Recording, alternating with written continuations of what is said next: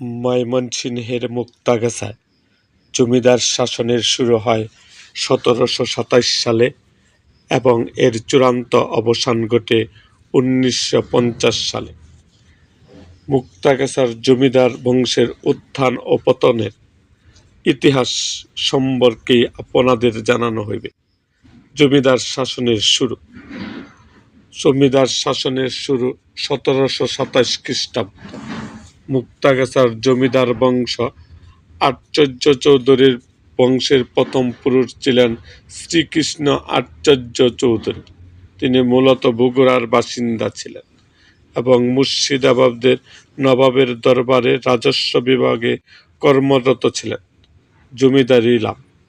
নবাবের প্রতি আনুগত্য ও দক্ষতার পুরস্কার স্বরূপ ১৭২৭ সালে তিনি নবাব আলিবর্দীর খান কাছ থেকে তৎকালীন আলাপশাহী পরগনার জমিদারি লাভ করেন।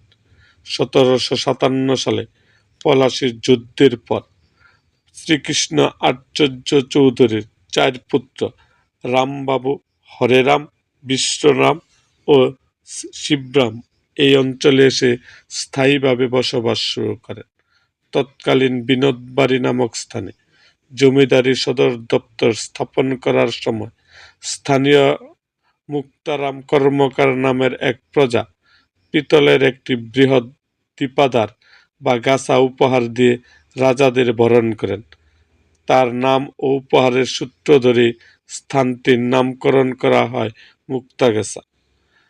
১৯৪৭ সালে ভারত বিভক্তির পর ধর্মীয় ও রাজনৈতিক পরিস্থিতির কারণে শ্রীকৃষ্ণ আচার্য চৌধুরী বংশধরদের ১৬ জন জমিদারদের বংশ প্রায় সবাই তাদের বিশাল রাজপ্রাসাদ ও সম্পত্তি রেখে ভারতে চলে যান। আইনি অবসান। অবশেষে ১৯৫০ সালে পূর্ববঙ্গ রাষ্ট্রীয় অধিগ্রহণ ও প্রজাতন্ত্র আইন পাশের মাধ্যমে বাংলাদেশে জমিদারি প্রথা সরকারিভাবে বিলুপ্তি হয়। এর ফলেই মুক্তাগাছা আচার্য চৌধুরী বংশের ২৫০ বছরের রাজকীয় জমিদার শাসনের চিরতরে সমাপ্তি ঘটে। মুক্তাগাছার এই ঐতিহাসিক স্মৃতিচিহ্নটি বর্তমানে মুক্তাগাছার জমিদার বাড়ি বা আট-আনি জমিদার বাড়ি নামে পরিচিত, যা বাংলাদেশ সরকারের প্রত্নতত্ত্ব অধিদপ্তরের অধীনে একটি সংরক্ষিত পুরাকীর্তি।